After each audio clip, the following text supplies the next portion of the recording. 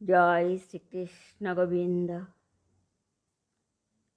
শ্রীকৃষ্ণ কহেন, জরাসন্ধ যবন সেনা লইয়া মথুরা আক্রমণ করিলে সাধ্যমতো যুদ্ধ করিবে। শঙ্কিত যাদবগণে রক্ষা করিতে আমাদের উপায় স্থির করিতে হইবে। কামিনী মোহন শ্রীকৃষ্ণ এইরূপ চিন্তা করিয়া বলরামে কহেন, উপযুক্ত পুরী নির্মাণ করিয়া তথায় যদুগণে সুরক্ষিত করিলে আমরা নিরুদ্বেগে যুদ্ধ করিতে পারিব। এত বলিয়া প্রভু রত্নাকরে হাঁক দিলেন। প্রণিপাত করিয়া সিন্ধু সম্মুখে আসিয়া দাঁড়াইলে সকরুণে সনাতন কহেন, তোমার মধ্যস্থলে কিছু চর দাও, তথায় পুরী নির্মাণ করিয়া যাদবদের সহিত আমরা তথায় বাস করিব। আনন্দে সিন্ধু